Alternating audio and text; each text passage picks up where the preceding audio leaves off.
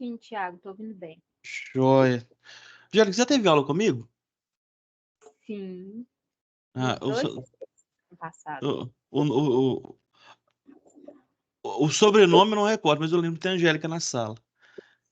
É, Me relembre onde você trabalha? eu trabalho numa terceirizada na área da Vale. Acho que lembro. Você faz o que lá mesmo? A gente trabalha com gerenciamento de resíduos. Acho que lembro agora. Como é que é o nome da empresa? É Busato, Lembro é sim. a empresa do Espírito Santo, só que a gente presta serviço em várias unidades da Vale. Legal, legal. É, Tá bom, vamos começar. Vou compartilhar aqui minha tela.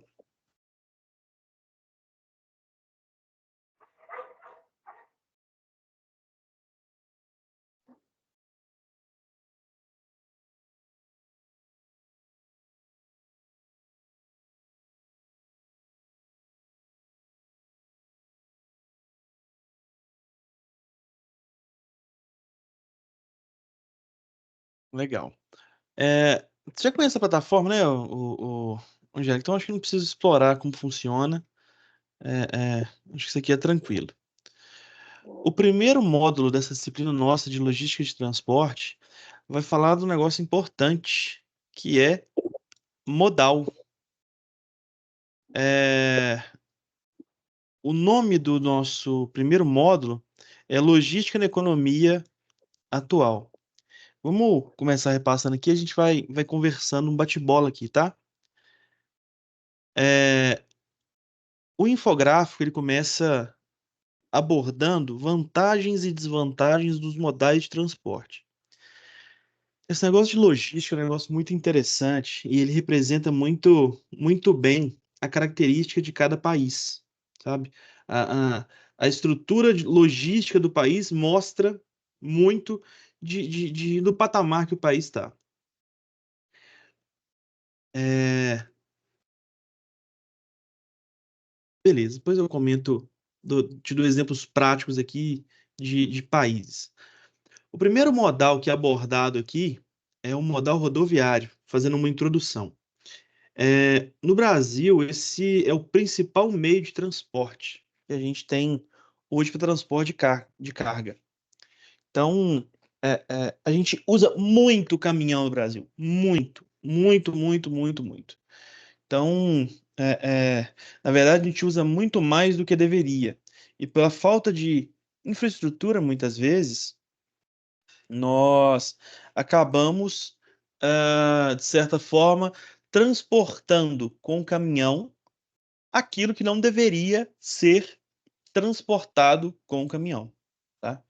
Então, é, é, o material traz para a gente que o Brasil hoje tem 60% das cargas transportadas com caminhão. É, então, aí, praticamente 2/3 de tudo que é transportado no país é com caminhão, que é um problema, tá? É, dos principais problemas vinculados a isso é justamente essa palavra aqui, ó. Essa frase, em estradas e ruas, pavimentadas ou não. Infelizmente, a gente acaba sendo penalizado, pelo alto custo logístico em função de não ter justamente a infraestrutura para transportar é, é, grão, seja lá o que for, como a gente deveria ter.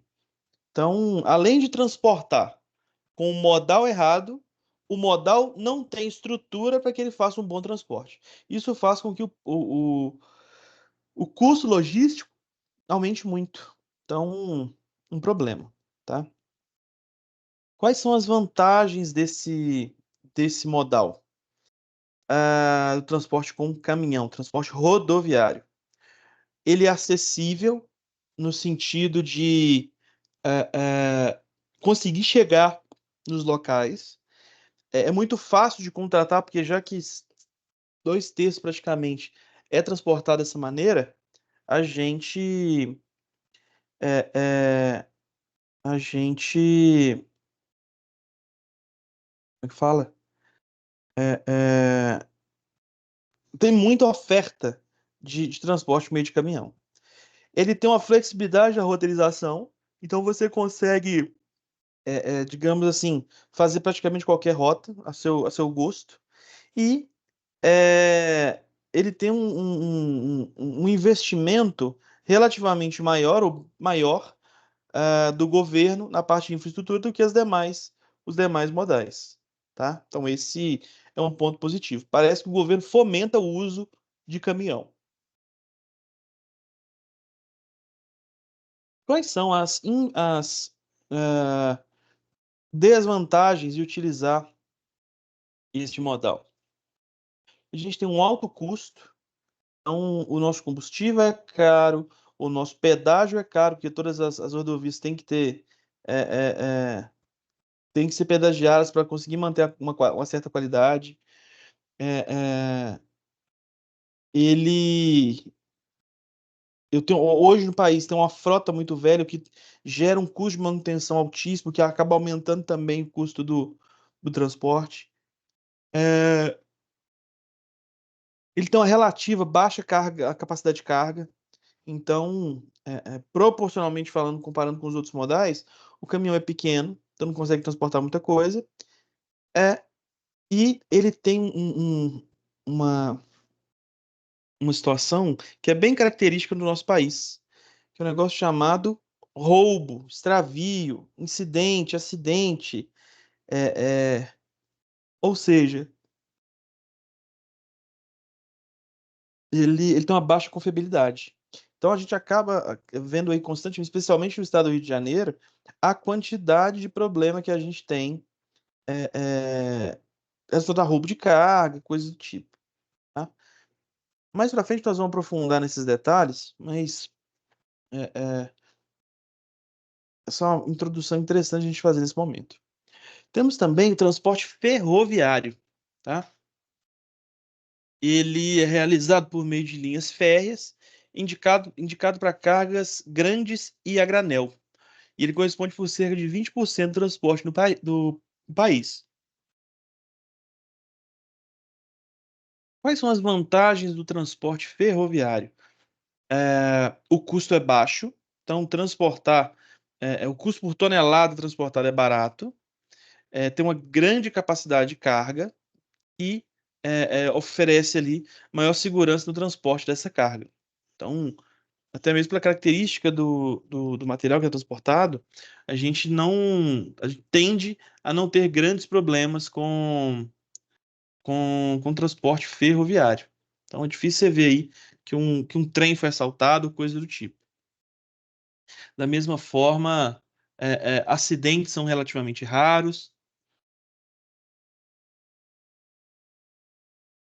E as desvantagens estão relacionadas com a infraestrutura que a gente tem no país. Então, a primeira delas é a inflexibilidade das rotas. O trem, ele vai para um lugar e pronto, ele não consegue sair dessa rota, tá?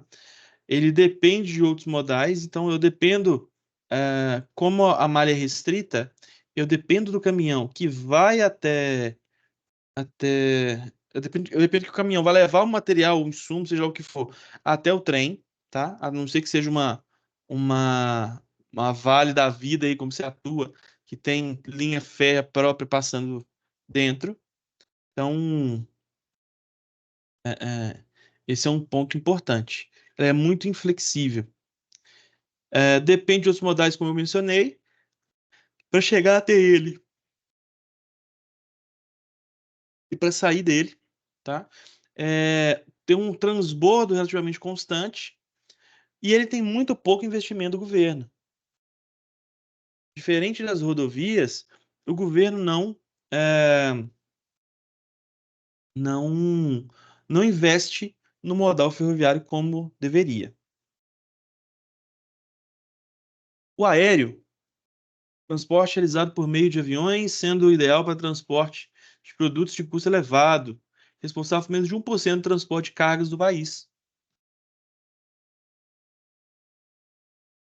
Vantagens do avião: longas distâncias, então ele vai atravessa o mundo, tá? Tempo de transporte também, então ele é bem rápido e ele, de certa forma, é leve.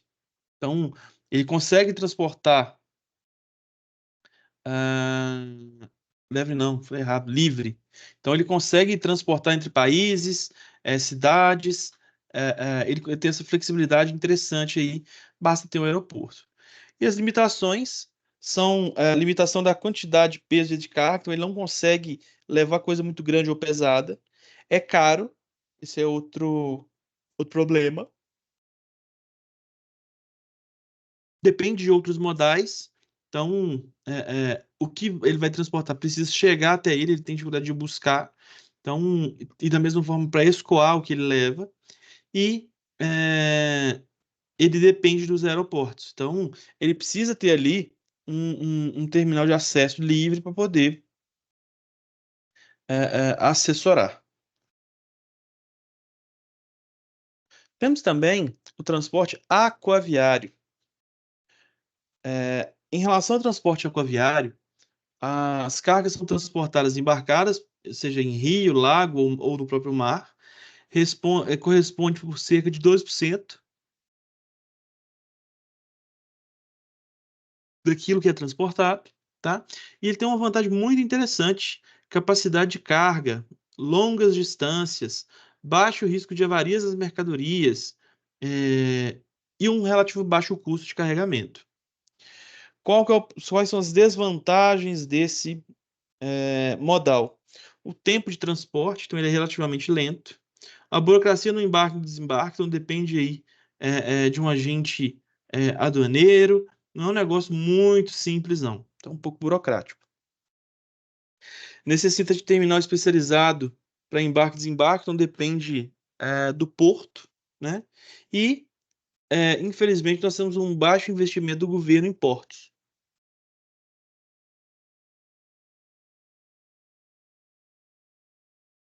O quinto e último modal é o famoso modal dutoviário. Os produtos são transportados por meio de tubulações aparentes ou subterrâneas, sendo utilizados para transportar produtos perigosos, como petróleo e gás, por exemplo. Corresponde a 4% das cargas transportadas no Brasil, e o que é relativamente pouco. E como vantagem, ele tem a vantagem de conseguir fazer longas distâncias, ter um baixo custo operacional para fazer esse transporte por meio de bombeamento. Ele é seguro, então não é algo que costuma dar problema. Transporta um grande volume e o transporte é constante. No caso do duto, como é que funciona? A gente faz a injeção do material. Esse material geralmente ele está num meio aquoso, então é uma água com minério, tá? E aí essa água com minério, ela é bombeada pela tubulação e tem um, um como se diz? É, é, Ai, deu branco, gente. E tem uma plataforma de pressurização no meio do caminho, de tantos em tantos quilômetros, para ir regulando essa pressão, para que não agarre tanto. E o atrito não faz com que o material fique parado lá, estacionado dentro do tubo, tá? Ele tem uma necessidade de licença operacional, então ele é uma obra específica, não é nada simples, e ele não tem é, é, a condição de atender a todas as rotas, ele é inflexível com rotas. Então tem que ser um negócio ali quase que linear, sem muita oscilação, para que ele consiga trabalhar. E aí, tendo essa informação aí dos 5 modais, deixa eu ver mais, gente. Não somos só nós ainda.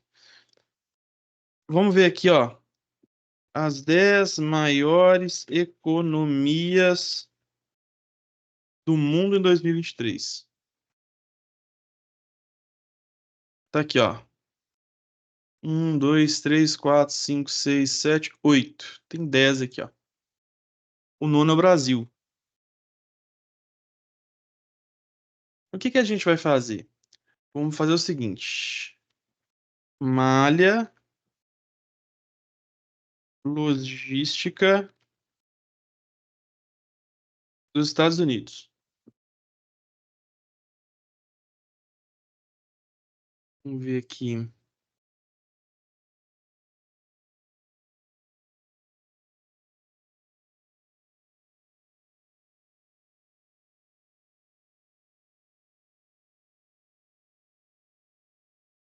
É isso aqui que eu queria, ó. Já me resume bem o problema. Olha que gráfico interessante. Gráfico interessante. As 10 maiores economias do mundo são Estados Unidos, China, Alemanha, Japão, Índia, Reino Unido, França, Itália, Brasil e Canadá. São as 10 maiores economias do mundo. Estados Unidos e China, primeira e segunda, tá aqui. Rússia deve ser a 12ª ou 13ª. Rússia tá. Rússia tá. Fala. Rússia tá próximo aqui do pódio também. Deve estar entre 12º, por aí. Então, nós temos aqui, ó, as três grandes economias do mundo. Canadá também tá aqui. Canadá é maior que o Brasil.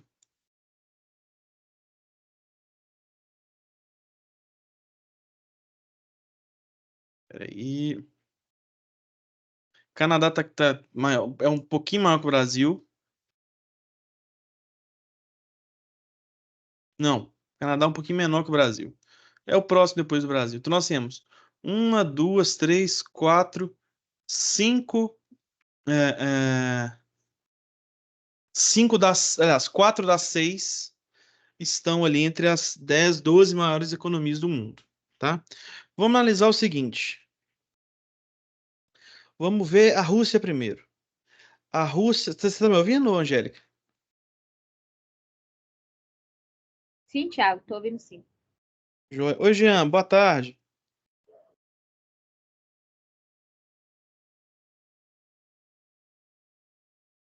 Jean tá aí?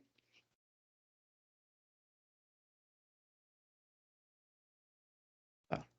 Então, olha que interessante. A Rússia, ela tem 80% de transporte rodoviário, 8% de rodoviário e 11% eh, eh, de transporte aquaviário.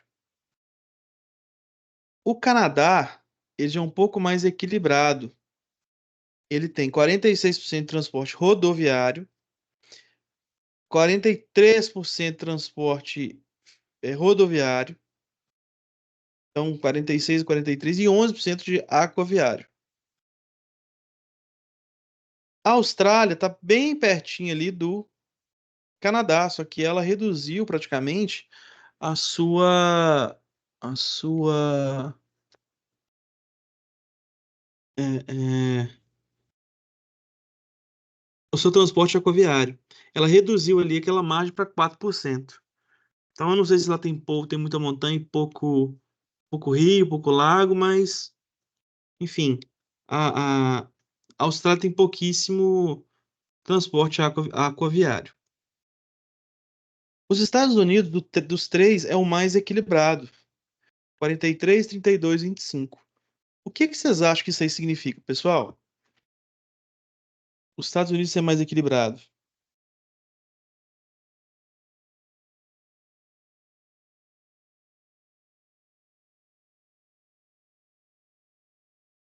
Angélica, Jean, o que que vocês acham?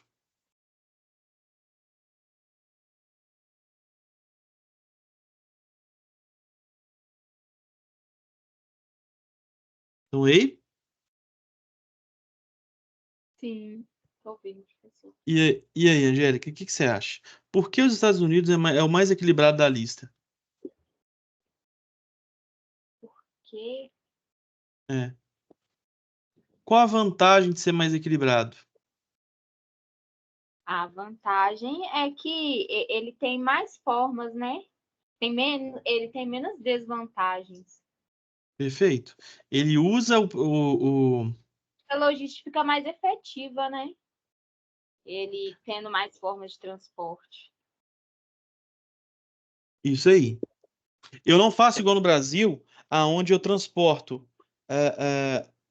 como se diz, como é que fala? Onde eu transporto uma carga que era para ser transportada de trem com caminhão. Lá isso não acontece. O país não fica tão dependente, né? Que a gente teve um Sim, exemplo no Brasil na época da greve dos caminhoneiros, o quanto que impactou. Por a gente sim, ser tão dependente do transporte rodoviário, tanto que impactou no comércio, na saúde, na economia, né? De uma forma geral. sim. Então, é uma situação interessante. Vamos avançando antes de concluir aqui, ó. A China, ela também é um pouco mais equilibrada, um pouco menos que os Estados Unidos, percentualmente falando de ferrovia, e um pouco mais de rodovia, e 13% de água. Olha que interessante. O Brasil vai ter quase 60% de rodoviário, 23 a 25% de ferroviário e aquaviário, 17%.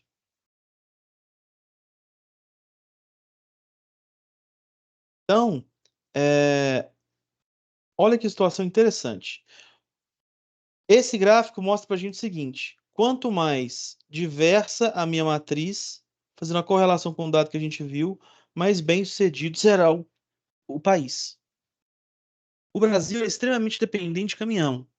A gente vê os problemas que a gente tem. Então, o comportamento da matriz de transporte e logística do país, ele é um indicador interessante para a gente ver o quão, é, como é que eu posso dizer, o quão bem o país está no sentido de infraestrutura, qualidade de vida, e assim por diante.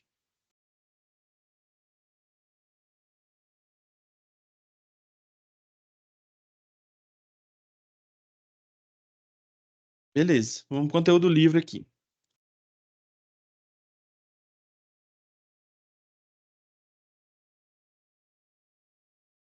Vamos passando para os principais pontos aqui do conteúdo do livro.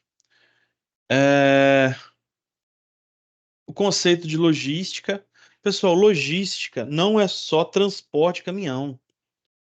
Logística hoje é um conceito tão robusto que envolve abastecimento, suprimento, a própria entrega, a logística reversa, que é o retorno, caso precise. Não é mais só aquele negócio de pega o produto do ponto A e leva para o ponto B. Então é, é, ela vem ganhando mais robustez a cada ano que passa.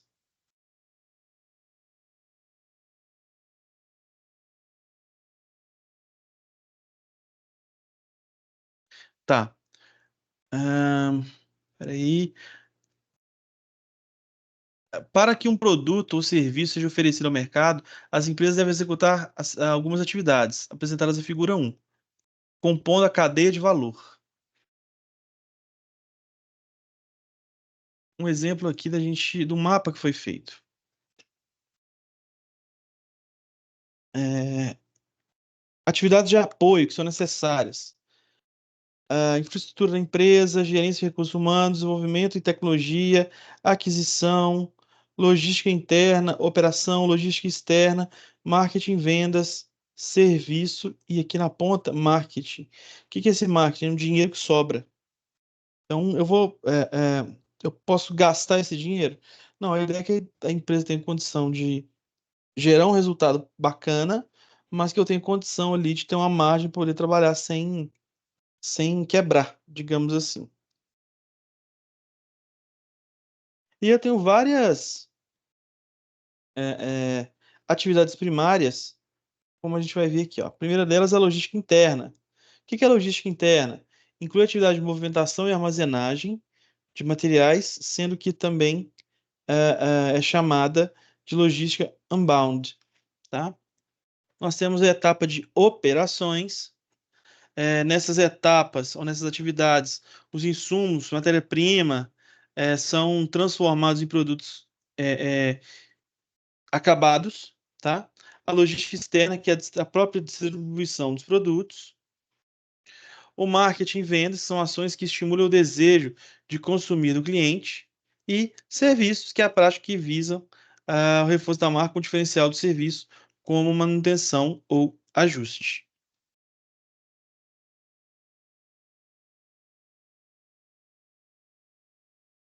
As atividades de apoio, elas são divididas conforme essa figura aqui. A atividade de apoio de aquisição, que são a compra de insumos, produtos acabados e serviços, que é o famoso suprimentos, propriamente dito. O desenvolvimento de tecnologia, que são ações que aumentam ali a performance dos produtos, é, visto como o próprio uso da tecnologia. A gerência de recursos humanos, são ações de recrutamento, retenção de talentos, etc. Então fica quem tem competência para aquilo. E por fim, infraestrutura da empresa, são ações ligadas ao planejamento, à gerência, à qualidade, dentre outros, tá? Nós temos exemplos de recurso tangível, intangível, aumento do nível de serviço, ciclo de pedido. E agora entrando no tema que é o seguinte: como funciona a logística no Brasil? Aqui vai contar uma breve historinha. É, pegar um ponto final aqui. Que, ó, podemos classificar essa frase como segmentada ou fragmentada, pois o estoque não era considerado uma forma integrada, mas sim individualmente para cada ator da cadeia de suprimentos. Ou seja, o fabricante, distribuidor, varejista mantinha seus próprios estoques. Estoque, pessoal, é uma longa, longa, longa, longa, longa, longa discussão. As empresas que produzem, elas querem, de certa forma, mandar logo o material, para que esse material não fique ali ocupando espaço e que o dinheiro não fique imobilizado, tá? Mas isso é um problema. Manter esse estoque sendo um agente de fora, um terceiro, é uma coisa, mas isso dentro da empresa é um outro problema, tá? Temos essa figura que mostra a primeira fase da logística. Então, nós temos a manufatura, estoque, centro de distribuição e estoque, varejista e estoque. O pessoal, me dá um minuto só para pegar uma água aqui. Um minuto só, tá? Tá bom, Thiago.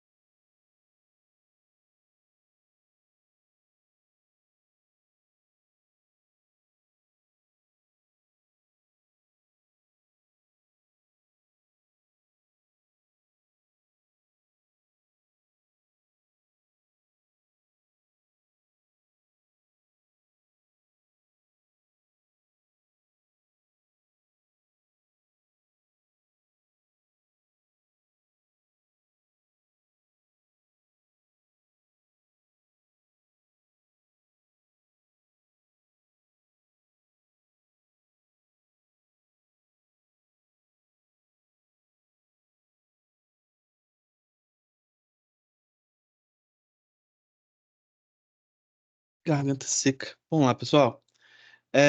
Então eu tenho manufatura, um centro de distribuição e o varejista. E cada um deles vai ter seu próprio estoque. A empresa que produz, ela tem um estoque. A empresa a centro de distribuição, a distribuidora tem seu próprio estoque. O varejista, o supermercado tem seu próprio estoque. Então, cada um ali vai ter o seu próprio estoque. É, E aí, na segunda fase da logística, a história demonstra uma mudança no padrão da indústria, que é a figura 3 aqui, ó. E nessa fase, o marketing teve maior atuação. Nota-se o aumento da diversidade de produtos, com mais cores e modelos diferenciados, possibilitando uma maior flexibilização das manufaturas das empresas. Com mais opções de produtos, viu-se um aumento considerável do estoque em todos os elos da cadeia de suprimentos. A crise do petróleo em 70 levou a um aumento considerável do custo de distribuição, tá? Então, é, é, a gente começa a aparecer aqui o problema logístico é, é, impactando nesse fluxo de indústria, que é manufatura, centro de distribuição e varejista, tá?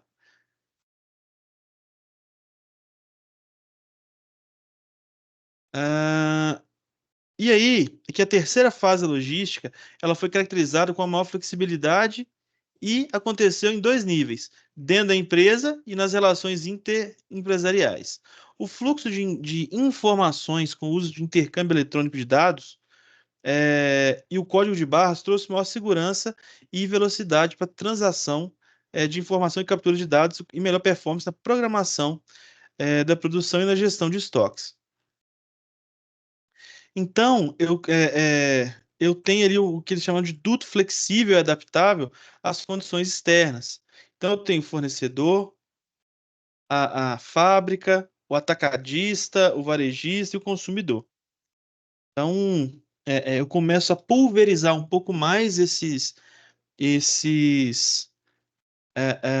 produtos para chegar no mercado. Com isso, eu preciso de uma logística mais eficiente, uma variedade maior, consequentemente mais estoques, como a gente comentou. E temos a quarta fase da logística, que se caracteriza pela forma estratégica que a logística passou a ter nas organizações, permitindo que ela seja integrada a toda a cadeia de suprimentos. É, Repara aqui, ó, que na terceira etapa aqui, ó, eu tinha um fornecedor de matéria-prima, etc. Esse fornecedor mandava para a fábrica mandava para um atacadista, que também poderia ser um centro de distribuição, tá? Esse atacadista poderia mandar para um varejista ou vender direto ao consumidor final, e por fim, o consumidor final aqui. É, então, caracterizada pela forma estratégica, a logística passou a ter as organizações, permitindo que ela seja integrada com toda a cadeia de suprimentos. Essa nova configuração possibilita a todos os participantes a busca de novas soluções que agreguem valor e ofereçam um diferencial competitivo de forma holística aos parceiros. Então, ao invés de cada um ficar isolado, um começou a ficar mais entrelaçado com o outro. Então, a letra A ali, ó, tem o fornecedor de matéria-prima, letra B, o fornecedor de componentes, letra C, a manufatura onde aquilo acontece, letra D, o distribuidor que vai receber esse produto, que vai distribuir esse produto fabricado pela indústria, e o varejista ou o consumidor final que vão estar na ponta ali. Olha que interessante, pessoal. Esse distribuidor, tem um papel fundamental. Em alguns casos, ele até atua como o próprio estoque de quem fabrica ou, enfim, produz determinados produtos. O Mercado Livre faz isso. É, é, a entrega full do Mercado Livre, ela acontece rápido, sim, porque o produto a ser vendido, ele já está postado. Ele já está de posse do Mercado Livre, mesmo sem ter sido vendido. Por isso ele consegue entregas tão rápidas, tá?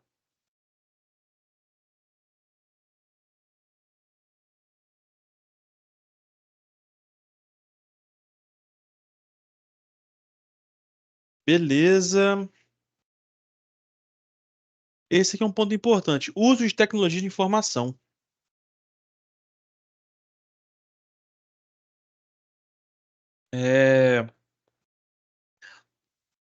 A logística, ela cada vez mais ela tem itens diferentes, é cada vez mais robusta, com mais variabilidade. E aí, pessoal, a gente precisa de agilidade para poder e assertividade para poder conduzir esse processo, tá? A, como é que fala? É, é, o código de barras, como a gente mencionou atrás ali, é uma forma muito interessante da gente agilizar esse processo. Só que hoje já surgiu uma tecnologia, talvez até não só mais completa, mais ágil e mais interessante do que eh, eh, do que o código de barras, que é o QR Code. Hoje, o volume de tráfego do QR Code ele é absurdo. Não é igual o código de barras, você consegue colocar basicamente números. O QR Code ele tem um formato diferente e você consegue colocar um volume de informação muito grande nele.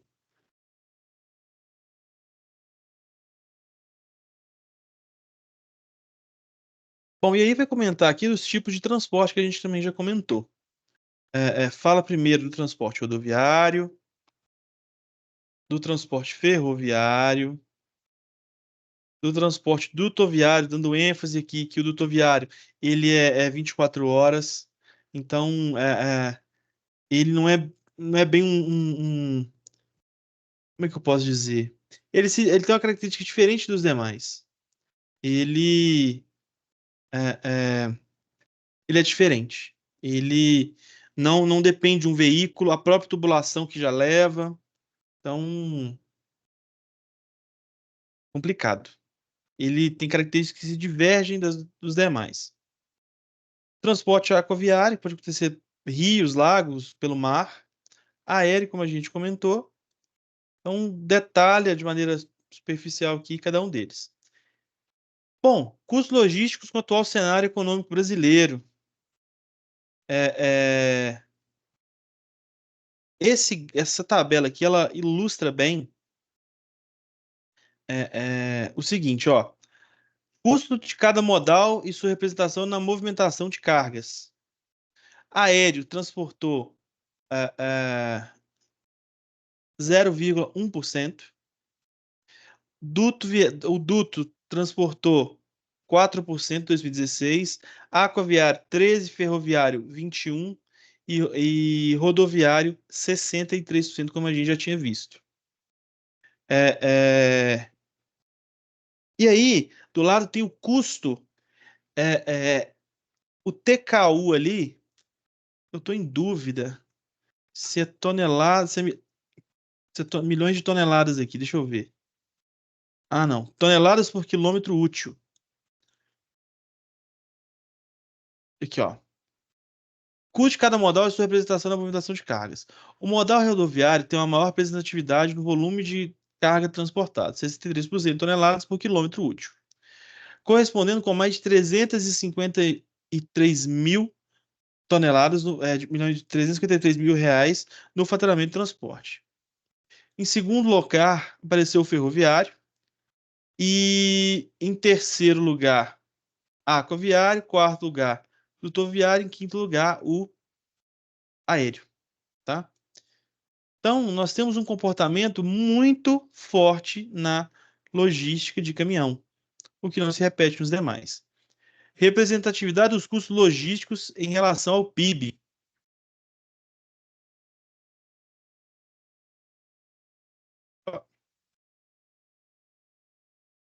Custo logístico em relação ao PIB. Então, o último dado aqui, ó, o transporte representava 6,6%, estoque representava 4%, armazenagem administrativo quase 1 e quase 0,5%. O transporte, então, era a perna mais cara, seguido pela estocagem. Aí buscou exatamente aquele gráfico que a gente já discutiu. Rússia, Canadá, Austrália, Estados Unidos, Chile e Brasil. Esses dados são de 2018, então estão um pouquinho mais atualizados.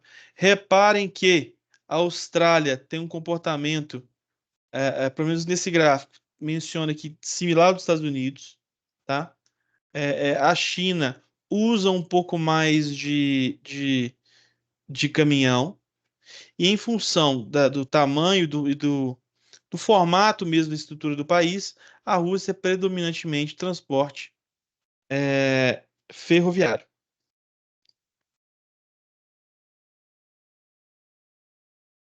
Então, passamos de maneira resumida aqui no módulo 1. Vamos comentar aqui rapidinho para finalizar do módulo 2.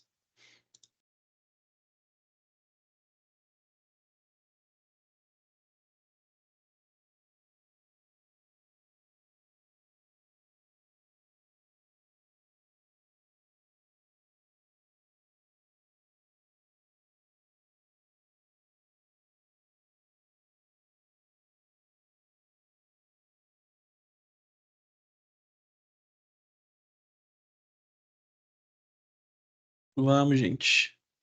Abre.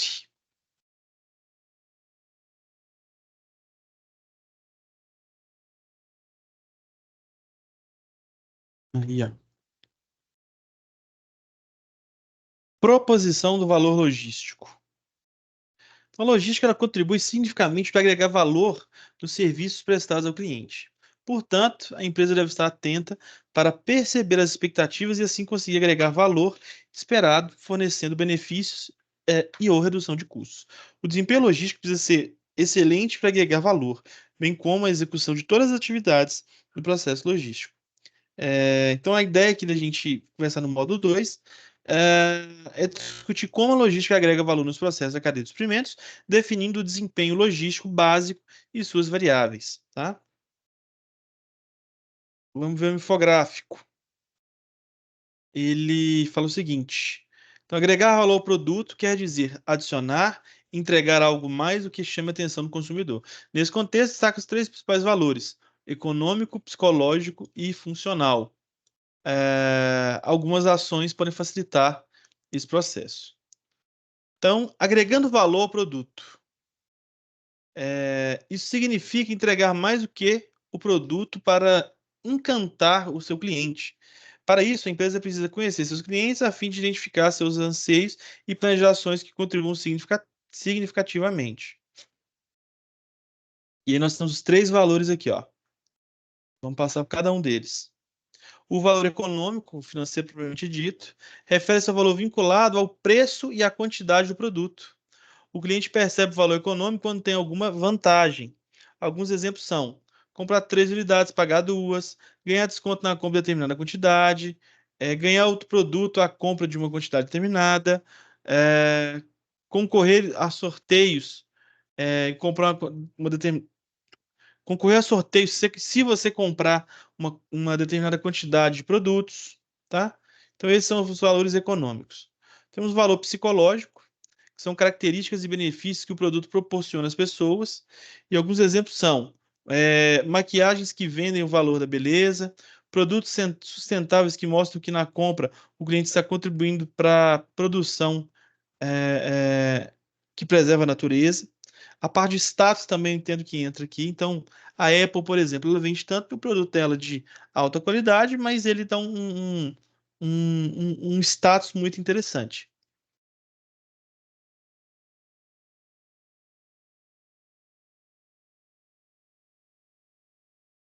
O valor funcional, então, esse também é um ponto interessante.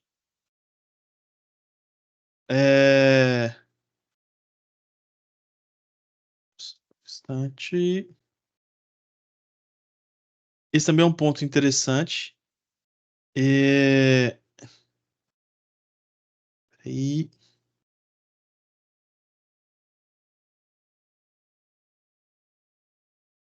então, agrega as especificações funcionais ao cliente, assim quanto mais funcionalidades o produto tiver, mais clientes vai atrair. É importante que o marketing promova e saliente os diferenciais do produto quanto à sua funcionalidade. No momento da venda, deve destacar tais funcionalidades para mostrar todos os benefícios do produto ao cliente. Quando lança um celular novo, pessoal, é exatamente isso aqui que eles fazem. A campanha aí do Galaxy S24, né, com inteligência artificial, enfim, é uma forma de tentar vender isso de maneira mais robusta para a gente.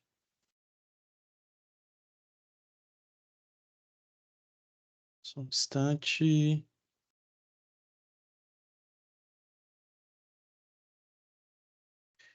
Bom, pode segregar somente um desses valores, dois ou todos ao mesmo tempo. Isso deve depender do tipo de produto e das necessidades dos clientes. Ações que agreguem valor ao produto. Cinco exemplos aqui, ó. Primeiro deles, conhecer o produto.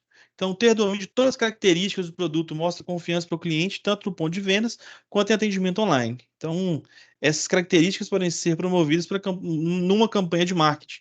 Mostrar a funcionalidade dele, como fazer e tal. Focar no público correto. Então, o público-alvo representa a maioria dos clientes da empresa e conhecê-los é essencial para conseguir desenvolver produtos e campanhas com foco específico nas pessoas mais do que das pessoas que mais consomem o produto. Isso aqui eu acho que vale a pena incluir o uso dos influencers, né? Que tem acesso a um público específico e você divulga um produto para esse público específico e o público vai consumir esse produto. Analisar a concorrência, então a empresa precisa estar atenta aos movimentos dos concorrentes para que possa ultrapassá-los. E analisar a concorrência serve como parâmetro mínimo de serviços a serem prestados. Então, fazer mais do que a concorrência agrega, fazer mais do que a concorrência agrega valor e destaca o produto perante o mercado. Ter um pós-vendas é fundamental. Hoje, muitas empresas são péssimas de pós-vendas, tá? É importante para se certificar se o produto está cumprindo as funções prometidas no ato da venda. Então, essa é uma atividade que demonstra atenção e zelo pelo cliente. E fazer pesquisa de satisfação, saber se o cliente está sendo bem atendido, é um dever das empresas para fidelizá-los. Então, essas pesquisas precisam ser periódicas e analisadas para implementação de melhorias. Talvez se você já comprou algum produto ou se você fez contato com o banco, você vai perceber que isso acontece sempre. Ah, você puder avaliar meu atendimento, não sei o quê. Até mesmo no Uber, as estrelinhas que você dá com essa mesma finalidade, tá? E aí no livro, só para a gente encerrar, os tópicos que ele aborda. Então ele fala de logística como agregadora de valor, é o que a gente acabou de falar. Então, identificar os pontos importantes ali para que a gente possa melhorar e crescer. Ele menciona uma coisa importante aqui, ó. O PDCA ele tem uma função de revisar os processos de trabalho e as tarefas dos colaboradores, oportunizando a reflexão sobre as atividades empresariais, incluindo a logística. E aí ele menciona aqui do ciclo do PDCA de maneira geral, o Plan, Do, Check, Act, ou planejar, executar, verificar e agir. Ação está aqui. Então, toda vez que eu identifico um problema, eu preciso conseguir planejar como executar, tentar executar, uma parte de controle, verificar se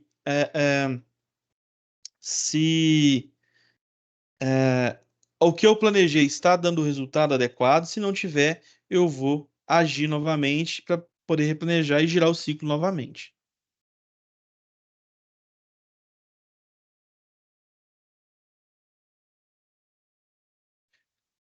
E aqui menciona os principais custos logísticos que a gente tem que trabalhar são estoques, armazenagem, transporte, devolução e o processamento de pedidos ou custos administrativos.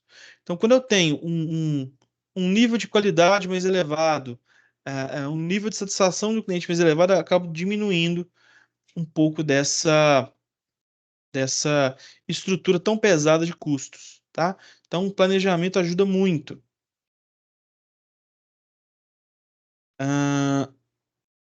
Não. Desempenho logístico básico e suas variáveis. Então, o primeiro passo que eu preciso fazer para eu ter um bom desempenho logístico é entender o cliente, é conhecer as necessidades, desejos e anseios dos clientes para elaborar formas de atendê-los.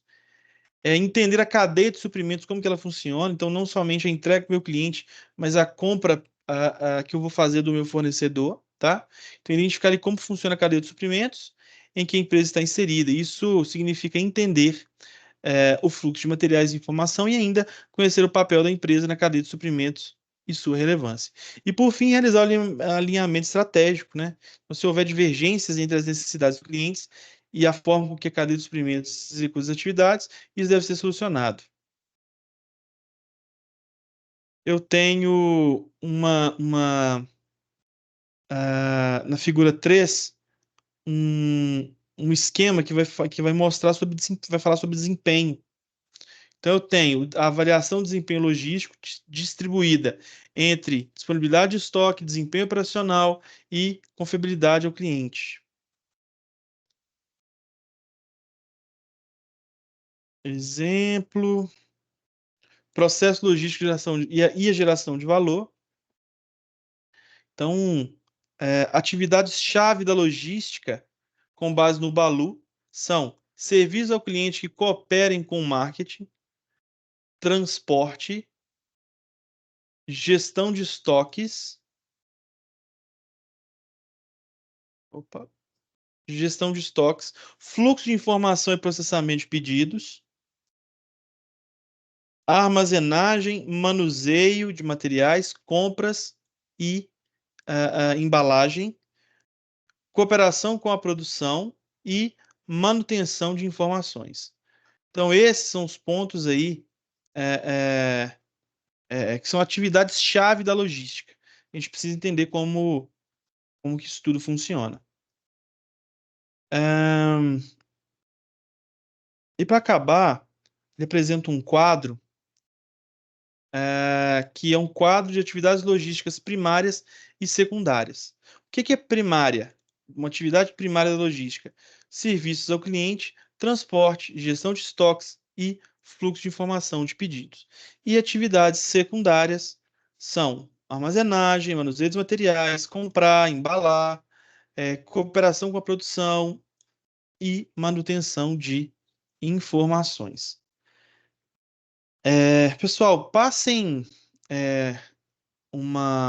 façam uma leitura antes de responderem as atividades, porque todas as atividades foram desenhadas com base no conteúdo do livro. Então, especificamente a figura 1, a figura não, a atividade número 1, deixa eu confirmar aqui.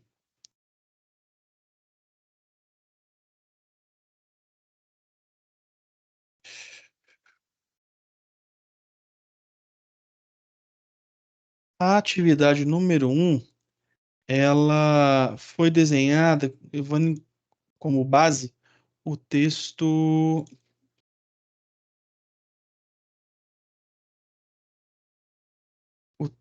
do módulo 1 mesmo. Então, para desenvolver a atividade número 1, sugiro abrir o conteúdo e ir desenvolvendo a tarefa, que você vai conseguir identificar alguns pontos lá, consulta, e você consegue desenvolver tranquilamente. Pessoal, tem uma outra aula a seguir.